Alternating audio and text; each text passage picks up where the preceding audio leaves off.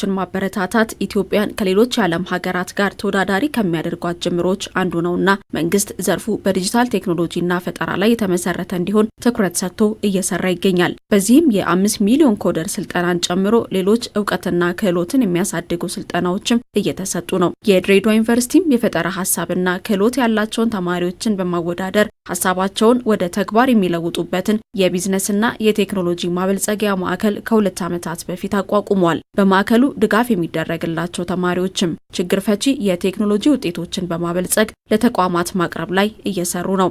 ኢንኩቤሽን ሴንተር ላይ መሳተፍ ከጀመርኩ አሁን 2 ዓመት ሆኖኛል። በራሴም እንዲሁም አሴቲም የሰራናቸው ብዙ ፕሮጀክቶች አሉ። አንደኛው ቶኒ ዲጂታል ካርድስ ይባላል። ቶኒ ዲጂታል ካርድስ ስማርት ቢዝነስ ካርድ ነው። ዊዝን ዋን ታብ ቢዝነሳችንን የምናሳይበት አንደኛው ሲስተም ነው። ኤቲም ደግሞ ብዙ ስራዎችን ሰርተናል። ለምሳሌ ድሬዳዋ ውስጥ ለሚገኙ የተወሰኑ ሃይ ሌቭል ለሆኑ ሆቴሎች አቦል ኪዋር የምትባል የዲጂታል ሜኑ ስራ ሰርተናል። ፕላዛ ለቮለንቲር ደግሞ እንደ ድርጅት የሰራ ነው። ደግሞ ለፖሊስ 24 የሚባል ለድሬዳዋ ፖሊስ የዕለት ተዕለት ሪፖርት የሚያደርጉበትን ሲስተም አበልጽገናል ማለት ነው። ተማሪዎቹ የቴክኖሎጂ ክህሎት እንዲኖራቸው ከማስቻሉ ባለፈ ተመርቀው ሲወጡ ስራ ፈጣሪዎች እንዲሆኑ ያስችላቸዋል። እንደ ተማሪ ከግቢ ወይም ደግሞ ከቤት ብቻ እየተላከልን ምናምን አይደለም የምንማረው። የራሳችንን መኒ ጀነሬት እያደረግን እሱን ማኔጅመንት የተማርን እርስ በርስ አብሮ እንዴት እንደሚሰራ የተማርን ነው እየሄድን ያለ ነው ማለት ነው። ከግቢ ስንወጣ ስራ ፈላጊ አይደለም የምንሆነው። ቤተሰብ እንግዲህ አስተምሮ ብዙ ጊዜ ጠብቀዋል እና ስንወጣ እንደገና ቤተሰብ ላይ ጥገኛ የምንሆን አይነት ሆነን አንወጣም።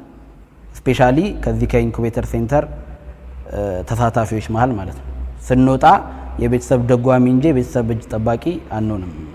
ማዕከሉ አዳዲስ የፈጠራ ሀሳቦችን ወደ ተጨባጭ ንግድ ስራ በመቀየር በአገር አቀፍና በዓለም አቀፍ ውድድሮች የሚሳተፉ ተሸላሚ ስታርታፖችን ማፍራት ችሏል። ምግቦች ኒውትሪየንትነታቸውን ሳይቀዩ ወደ ስናክነት የመቀየር ድራየሩን ሀፍ ሶላር ያለበትን ኢኖቬቲቭ ሀሳቦች ኢንተግሬት አድርገው ዴቨሎፕ አድርገው ነበር። ይህንን አሁን በቅርቡ ብሩህ አገር አቀፍ የኢኖቬቲቭ ወይ ደግሞ የክሬሽን ፕሮግራም ላይ ተሳትፎ ቶፕ 50ዎች ውስጥ የመግባት የደረሰበት ፕሮዳክት ነው። ይሄ አንድ ሰክሰስ ስቶሪያችን ነው።